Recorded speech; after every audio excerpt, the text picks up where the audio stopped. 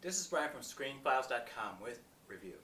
What I'm looking at today is Marvel's Doctor Strange, which I enjoyed a lot, quite a bit in fact. It probably ranks among the top 5 of all Marvel movies for me. And that's problematic in some ways because it should have been better, and I had to think on that a little bit. And what I know is that it's not an issue of special effects. Some of the most interesting and innovative special effects, heck, never mind comic book movies, in movies period, have appeared in Doctor Strange.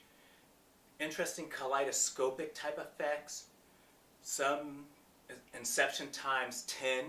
They take what started with what you saw in Inception, the buildings folding and so on, and multiplied it. It's so much more than Inception did, and other things of that nature.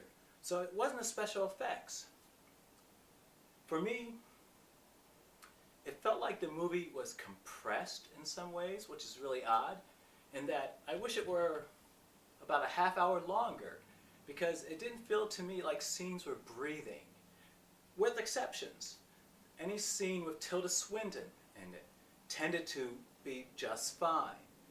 But everyone else, from Benedict Cumberbatch to Chiwetel Ejiofor, anyone else on screen, their scenes felt oddly compressed to me. And just given a little 3 minutes, 5 minutes more in a scene would really, for me, open it up a little bit, allow things to breathe, and just kind of settle it a little more. There was a lot of humor in this movie, typical for a Marvel film, but it felt too heavy-handed oftentimes. And that goes back to my last point about letting things breathe. If the movie would have just, I thought anyway, relaxed a little more and more organically move on to the humor, which tended to be of a situational variety, a wisecrack, that type of thing, which I tend to enjoy. But if the movie had just relaxed a little bit more, it would have earned those laughs, because I don't think all of them were earned, and that kind of bugs me a little bit. But I mean, it's a minor point. It's an enjoyable film, it's a visually spectacular film, and it's a lot of fun. So also, I guess what I wasn't too crazy about was the interpretation of Dormammu. Yes, he's in a movie. It reminded me too much of Parallax from Green Lantern. No, Dormammu didn't look like Pooh. In fact, I want to say he actually resembled almost a picture, I think it was from M.C. Escher, the artist who does those real fantastical photos, which you could tell inspired some of this movie. Well, I'm sorry, he doesn't do photos, they're actually drawings, but they involve all sorts of weird perspectives and things changing into other things. And you can see his fingerprints, so to speak, on this movie. The special effects are the strongest thing in it. I just wish it took its time more with the human elements. Like when Strange was in his car crash, and a horrific crash, by the way, and when he's recuperating, it goes too quickly.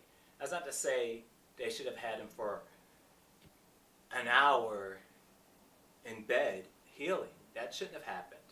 But at the same time, a little more time with that vulnerable, lashing out Strange would have been appreciated.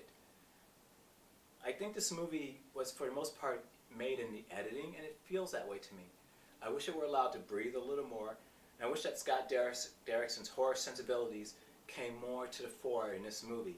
There were some instances, like there was a scene where the nurse, Rachel Adams, I believe, I don't recall the character's name, but she's stitching Strange up. And you can almost see how the camera almost lovingly takes in what's going on. I guess I wanted to see more of Scott Derrickson in the horror milieu in this movie. But it's an introduction. Maybe we'll see more next time. All in all, Doctor Strange, not perfect by any stretch. Great movie. Great way to spend a Saturday or Sunday. Go see it. ScreenFiles.com. Brian, later.